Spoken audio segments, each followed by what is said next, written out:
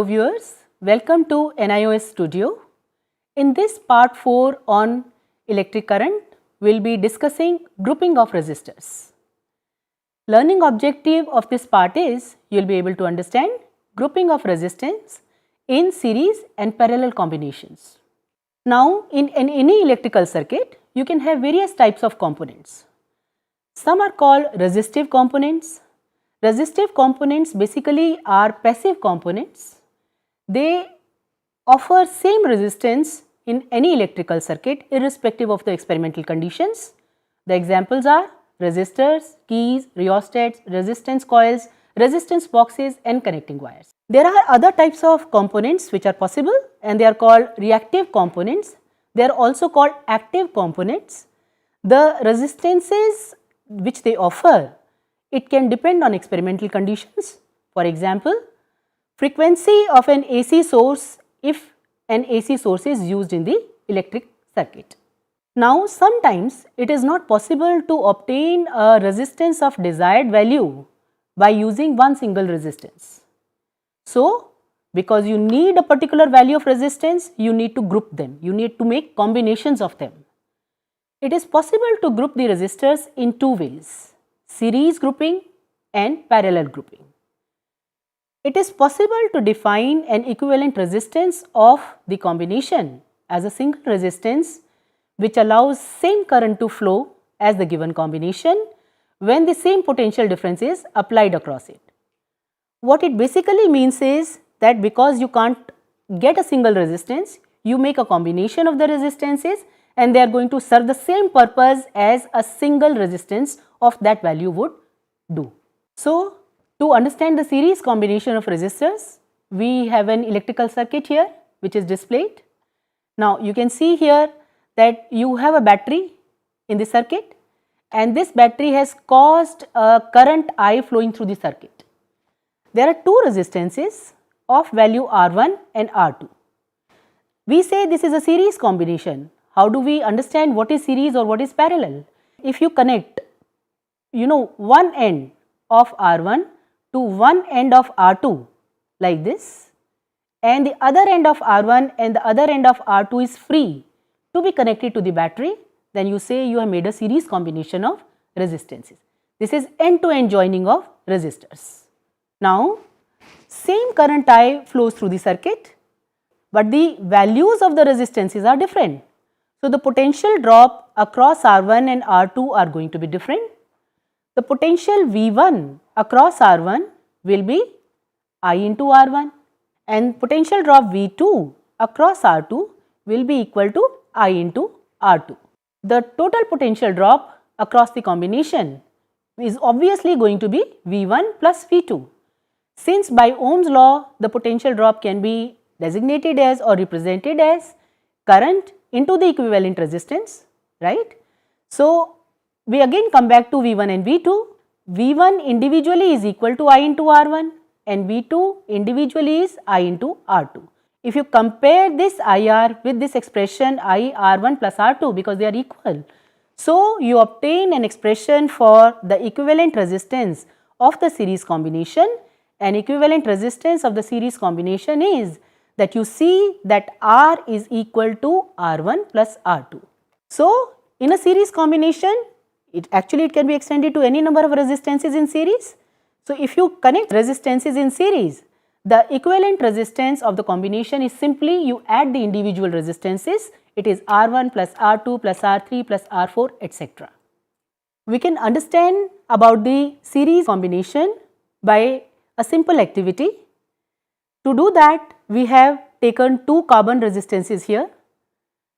These carbon resistances, they have different colored rings and that is how we read the value of the resistances of those resistors.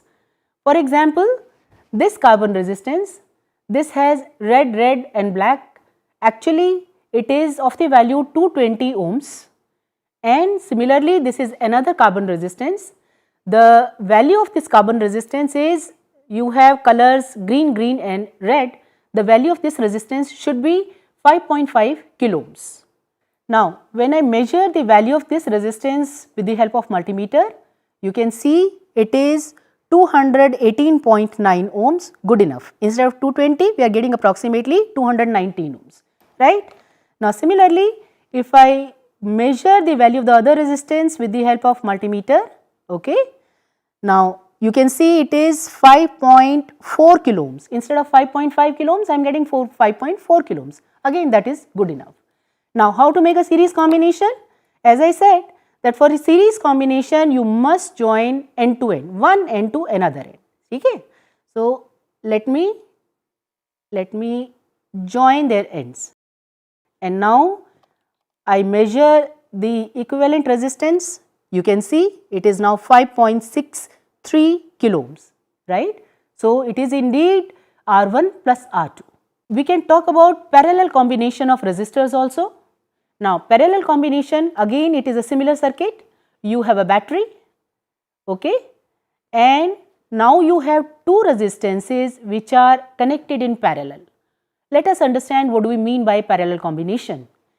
If you connect one end of R1 to one end of R2, okay, like here, and then you also connect the other end of R1 to the other end of R2, like here, right? So, that means it is end to end connection on both sides. So, this is parallel combination of resistors, fine. You must also understand one thing. You see, if you have connected a potential drop V, then it is going to cause a current I flowing through the circuit. When current reaches here, it sees branching out into resistances. Because the resistors are of different values, the current which will be flowing through R1 and flowing through R2 will be different. You know, energy must always be conserved, okay. So, the total current will be equal to I1 plus I2. As we can see here, in parallel combination, same potential difference exists across all resistors. It is the current which divides into I1 and I2, and we will say that I is equal to I1 plus I2. Now, we would like to now define the equivalent resistance. So, how do we work with that? Total current I in the circuit will be equal to the total V divided by the equivalent resistance. Since I is equal to I1 plus I2, I1 individually is V upon R1, I2 individually is V upon R2. So, you obtain this combination that I1 plus I2 is equal to V upon R1 plus V upon R2, right. So, if you compare this, you can easily see from this expression that you arrive at an expression for the parallel combination. Equivalent resistance of the parallel combination 1 upon R will be 1 upon R1 plus 1 upon R2. Again, it can be extended to any number of resistances. If you connect R1, R2, R3, R4 etc. in a parallel manner, so you will say that 1 upon R is equal to 1 upon R1 plus 1 upon R2 plus 1 upon R3 plus 1 upon R4 etc. Now, let me also show you how to make a parallel combination and how to measure that value. As we discussed that for parallel combination, you must join both ends, okay. So, I am joining the other end too, and now let me measure the equivalent resistance. There is a very simple, check. When you make a parallel combination of two resistances, the equivalent resistance will always turn out to be slightly lesser than the smaller resistance. You can actually do the correct calculation. Now, as I said that in a parallel combination, you need to join both ends of the resistances to each other. So, I have joined the two ends and now I am measuring the equivalent resistance of the parallel combination. You can see it is 210.4 ohms.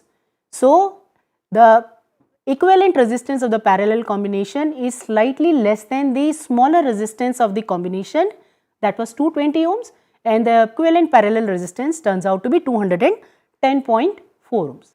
Now, the parallel combination actually has a good significance, greater significance in our homes. In our homes, we know that we have so many electrical appliances. We have so many fans, so many lights.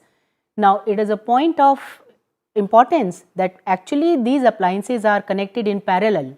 Why? Because if they are connected, if you connect them in parallel, even if something goes wrong with one particular instrument or appliance, say fan goes bad, still your lights will keep on working because the current will be directed towards them and the circuit will still remain connected. Now, it is important to understand how to calculate the equivalent resistance of series and parallel combination in any practical electrical circuit. So, I am going to demonstrate that with the help of few examples. Now, this is an example. It is a one particular electrical circuit taken.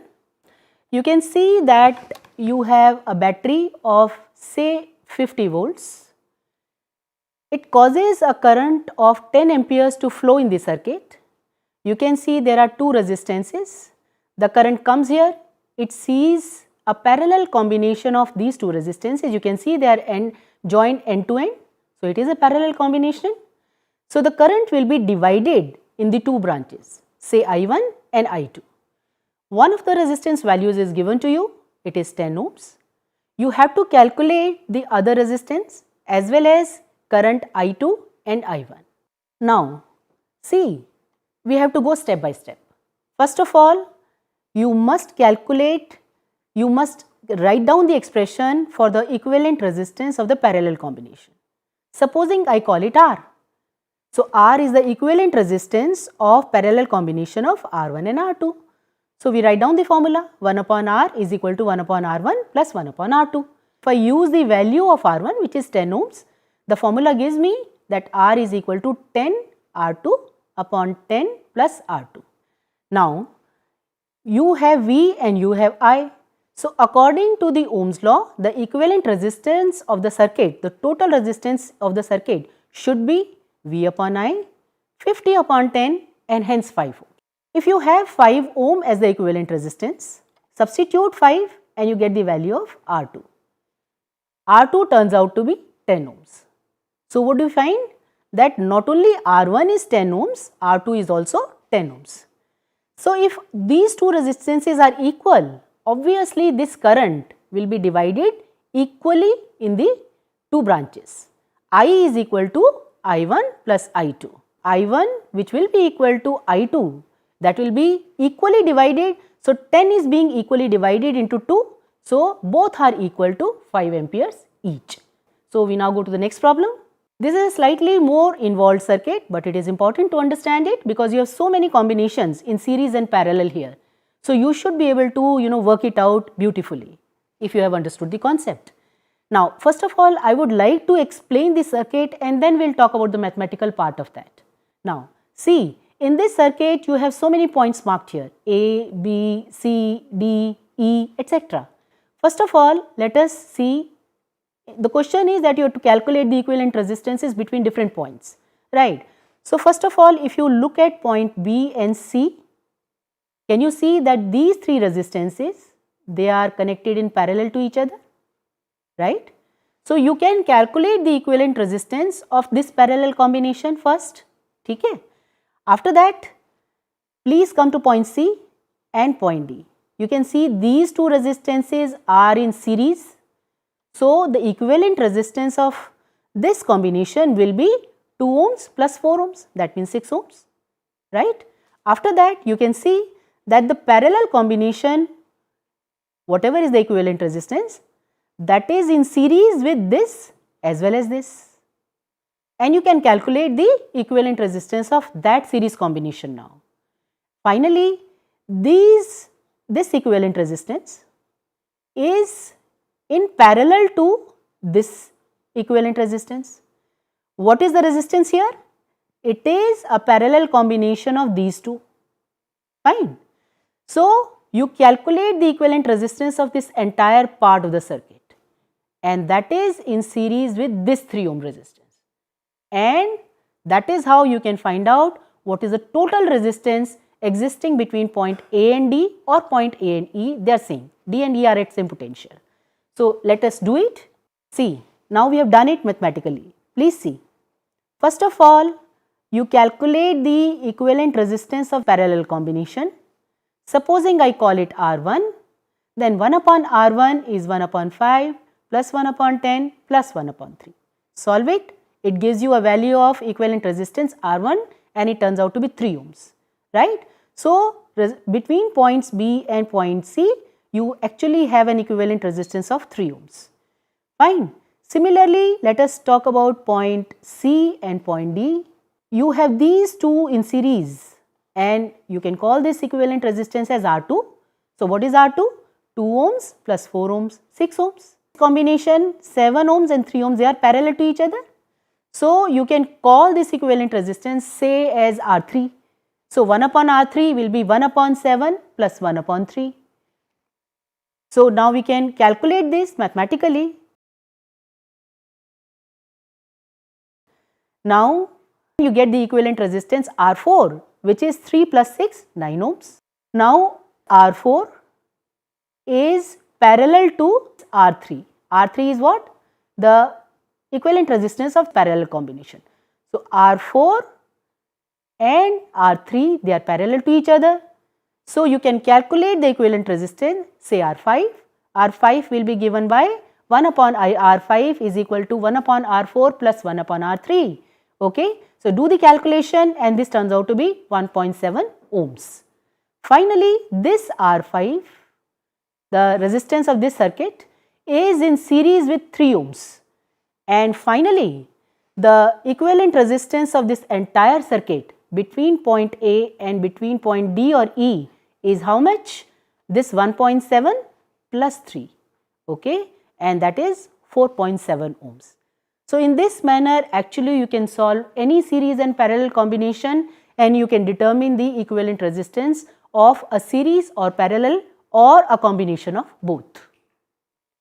So, what have we learnt in this section? We have learned how to group the resistors in series and parallel combinations and how to calculate the equivalent resistance of series and parallel combination. Thank you.